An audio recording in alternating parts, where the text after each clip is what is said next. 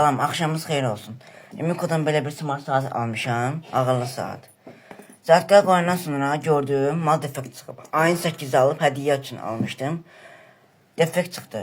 Bu da bunun, bir dəqiqə, bu da bunun kağızı. 135 manat alınıb, bura 107 manat yazılıb.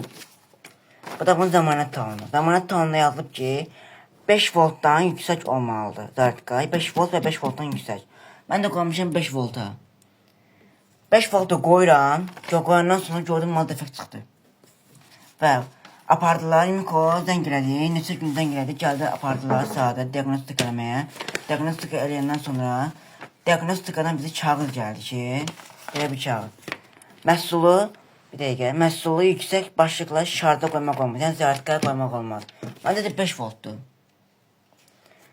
Məhsulda mikrosıxım yanıb. 5 volt demisənsə, 5 volta qoymuşam. Məhsul mikrosıxım necə yana bilər?